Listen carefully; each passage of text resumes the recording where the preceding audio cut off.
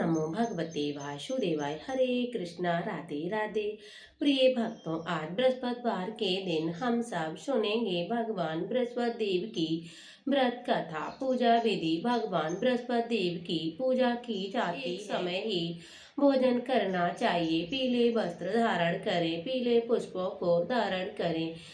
भोजन में चने की दाल ही होना चाहिए। नमक का प्रयोग नहीं करना चाहिए। पीले रंग के फूल, चने की दाल, पीले कपड़े और पीले चंदन से ही भगवान श्री हरि विष्णु की पूजन अर्चन करना चाहिए और पूजन के पश्चात कथा सुननी चाहिए। इस व्रत को करने से भगवान बृहस्पति देव अति प्रसन्न हो जाते हैं और धन, वैभव, यश, विद्या का लाभ होता है। स्त्रियों के लिए ये व्रत अति आवश्यक है। इस दिन केले के व्रत में केले का पूजन होता है। कथा के अनुसार किसी गांव में एक साहूकार रहता था, जिनके घर में अन्न, धन, वस्त्र की कोई कमी ना थी, परंतु उनकी स्त्री बहुत ही कृढ़ थी और भिक्षार्थी को कुछ नहीं देती। दिन में कामकाज में लगी रहती थी। एक दिन एक साहूकार आए और महात्मा बृहस्पति देव के उसके द्वार आए और भिक्षा मांगी। उस स्त्री ने एक समय के आंगन को लीप रही थी। इस कारण साधु महाराज से कहने, महाराज जी, मैं इस समय अपना घर लीप रही हूँ, आप कुछ नहीं मिल सकता है, आप दोबारा आइएगा, किसी अवकाश के समय आना। तब साधु महात्मा खाली हाथ चले गए। कुछ दिन के पश्चात वही साधु महाराज आए। उस तरह भिक्षा मांगी, परंतु साहूकारनी ने समय लड़के को खिला रही थी और कहने लगी, महाराज, मैं क्या करूं, अवकाश नहीं है, इसीलिए आपको मैं भिक्षा नहीं दे सकती।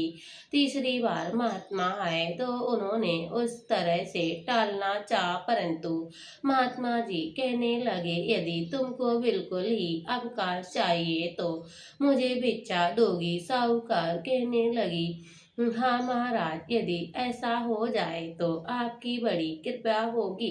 साधु महात्मा जी कहने लगे, अच्छा, मैं एक उपाय बतलाता हूँ। तुम बृहस्पतिवार के दिन चने के चढ़ने पर उठो और सारे घर में झाड़ू लगाकर कूड़े को एक कोने में जमा कर देना और चौका इत्यादि मत लगाना। स्नान आदि करके बालों को धोना और हजामत अवश्य बनवाए। रसोई बनाकर चूल्हे के पीछे रखो और सामने साबुन से नहाना। अंधेरा होने के बाद ही घर में दीपक जलाना। के दिन पीले वस्त्र मत धारण करना। पीले रंग की चीजों का भोजन ग्रहण न करना। यदि ऐसा करोगी तुमको घर का कोई काम नहीं करना पड़ेगा। परंतु साहूकारनी ने ऐसा ही किया। बृहस्पतिवार को चने उठी और झाड़ू लगाकर कूड़े को एक कोने में जमा कर दिया। पुरुषों से कहा, हजामत बनवाए और भोजन बनाकर चूल्हे के पीछे रख दिया और भगवान बृहस्पतिवार को ही करती रही। कुछ दिन काल बाद उसके घर में खाने को दाना भी न रहा। थोड़े दिनों में महात्मा जी फिर आए और भिक्षा मांगी, परंतु सेठानी ने कहा, हे महाराज जी, मेरे घर में खाने को अन्न भी नहीं है, मैं आपको क्या दे सकती हूँ। तब महात्मा ने कहा, यदि तुम्हारे घर में सब कुछ था तब भी तुम नहीं देती थी, अब पूरा का पूरा अवकाश है तब भी तुम कुछ नहीं दे रही हो, अब तुम क्या चाहती हो। तब सेठानी ने हाथ जोड़कर प्रार्थना की, हे महाराज जी, ऐसा कोई उपाय बतलाओ कि मेरे पहले जैसे धन धान हो जाए और मैं प्रतिज्ञा करती हूँ कि आप जैसा कहोगे मैं वैसा ही करूँगी। महात्मा जी ने कहा, भगवान बृहस्पतिवार के दिन प्रातः काल उठकर स्नान आदि से निर्भीत होकर घर को गोबर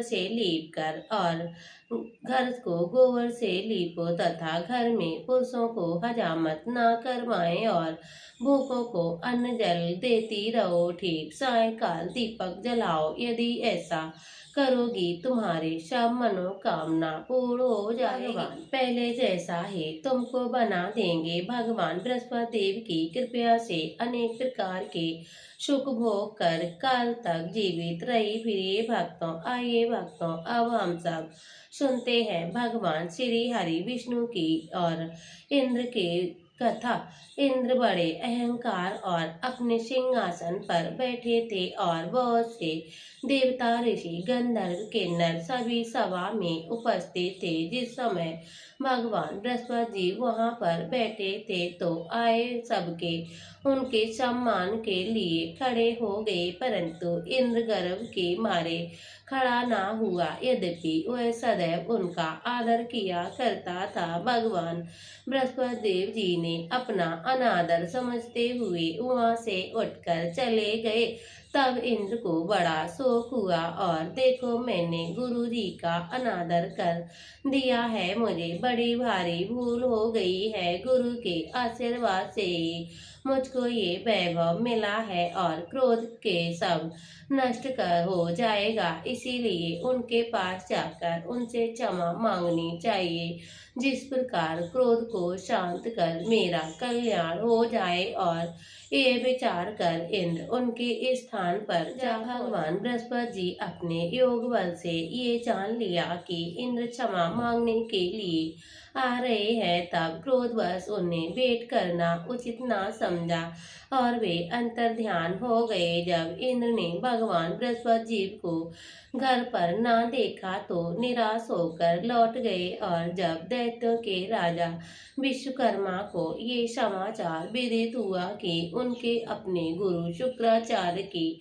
आज्ञा से इंद्रपुरी चारों तरफ से घेर लिया और गुरु की कृपा न होने के कारण देवता हार गए, और हार खाने के बाद उन्होंने ब्रह्मा जी को विनय पूर्वक सब वृतांत कह सुनाया और कहा कि महाराज, दैत्यों ने किसी प्रकार से हमें बचलाइए, हमें बचाइए। और ब्रह्मा जी कहने लगे, तुमने बड़ा अपराध किया है। गुरु तो क्रोधित होकर चले गए और तुम्हारा कल्याण इसी में हो सकता है। त्वष्टा ब्राह्मण का पुत्र विश्वभूपा बड़ा तपस्वी और ज्ञानी था, उनका पुरोहित बनाओ और तुम्हारा कल्याण हो सकता है। ये वचन सुनते ही इंद्र त्वष्टा के पाठ गए और उन बड़े विनीत भाव से त्वष्टा को कहने लगे कि आप बन जाइए जिससे हमारा कल्याण हो सके। तब त्वष्टा ने उत्तर दिया कि पुरोहित बनने से तपोबल घट जाता है, परंतु तुम बहुत विनती कर रहे हो, इसीलिए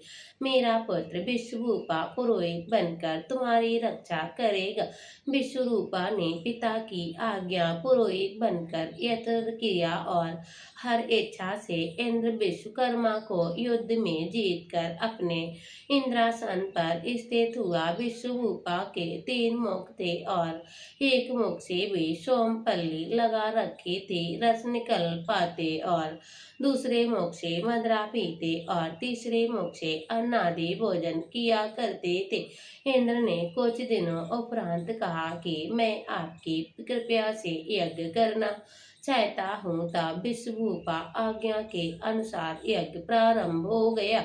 अब एक दैत्य ने विश्वभूपा से कहा कि तुम्हारी माता दैत्य की कन्या है, इस कारण हमारे कल्याण के निर्मित एक आहुति दैत्य के नाम पर भी दे दीजिए तो अति कृपया होगी। विश्वरूपा उस दैत्य ने कहा, मानकर आहुति देते नाम धीरे धीरे से लेने लगे। इसी कारण यज्ञ करने से देवताओं का तेज बढ़ा और देवताओं का तेज नहीं बढ़ा। ईश्वर इंद्र ने ये वृत्तांत जानते ही क्रोधित होकर विश्वभूपा के 3 सिर काट डाले।